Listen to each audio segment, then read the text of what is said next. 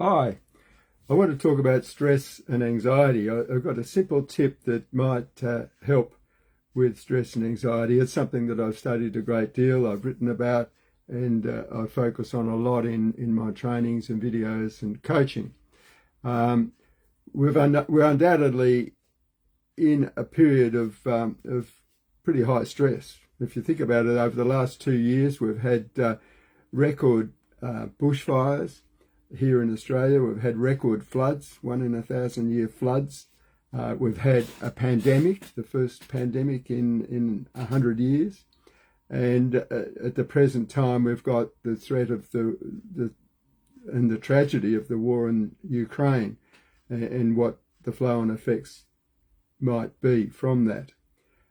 So naturally, all these issues are causing a lot of stress and anxiety for many people, on top of their everyday stress of earning a living, bringing up a family, etc., caring for sick relatives and so on. One way to think about this is to think of what author Stephen Covey talks about when he describes three metaphorical spheres that we have around us. I think he actually talks about circles, but they're really more spheres. We have a sphere of concern, a sphere of influence, and a sphere of control. And I'll just explain what is meant by this. Our sphere of concern is the area, the extent of the things that we are concerned about, we care about. This arises from our empathy for others, the fact that we're all connected as part of the human race, and most of us feel some responsibility to other members of the human race.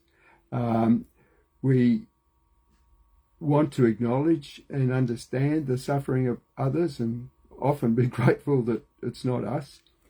And of course, this sphere of concern is much, much larger than it once was. Now that we're all interconnected on the internet, we can reach millions of people relatively easily and learn about and understand and follow the events that are affecting many billions of people.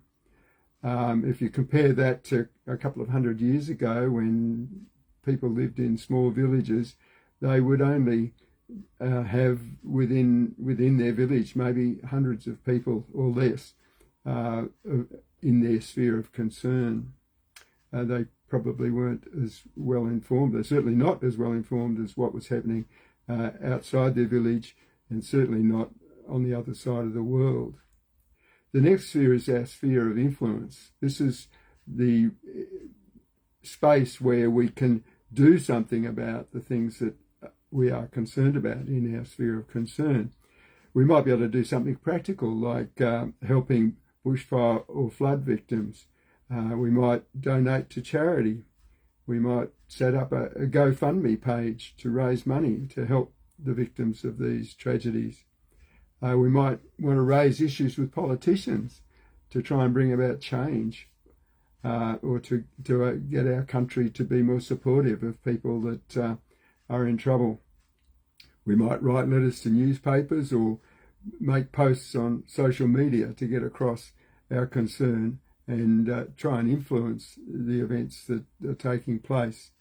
We could even choose to protest in the streets if we feel strongly enough. And again, this is much larger than it was a couple of 100 years ago. But through the internet and through the media, we've got a much broader reach to influence events. And most of us feel some responsibility to do that when we're concerned about the things that are happening in our sphere of concern. The last sphere is the sphere of control. This is the much smaller sphere of the things that we can actually do something about right now. And this is the most important sphere in one sense, particularly if you're feeling stressed. What issues can I directly control right now? Maybe it is to do something like donate to charity, or maybe it is to go and help flood victims.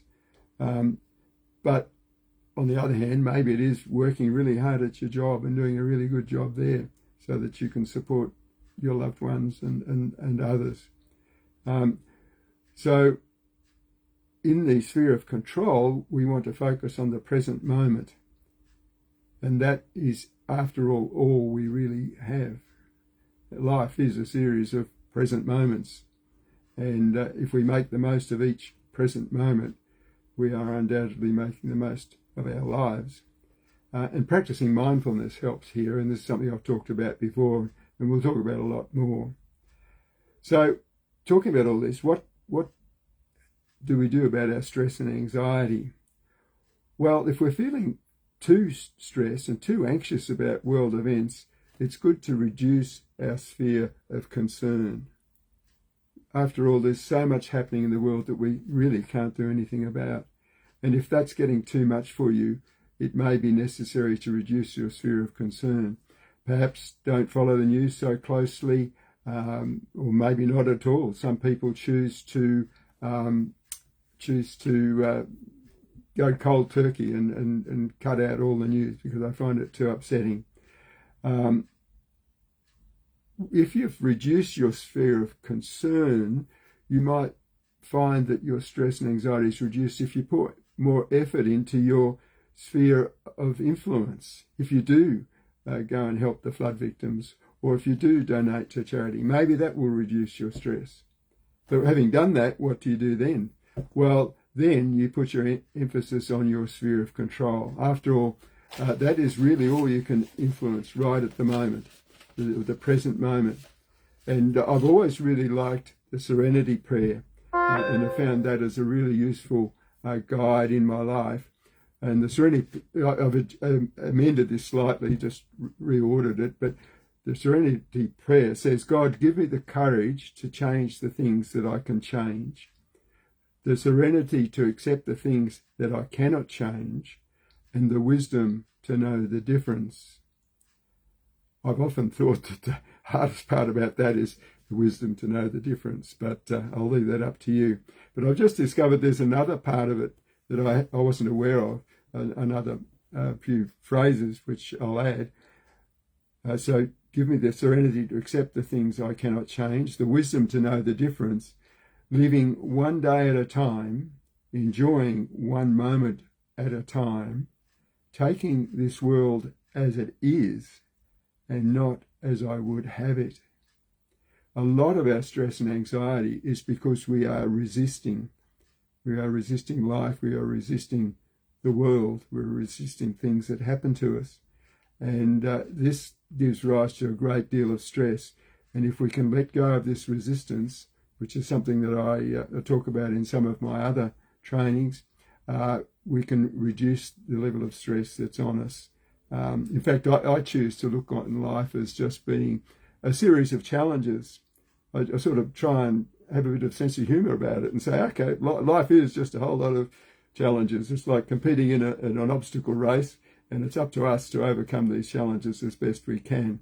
And if you take this slightly light-hearted approach to it, you can also reduce your stress.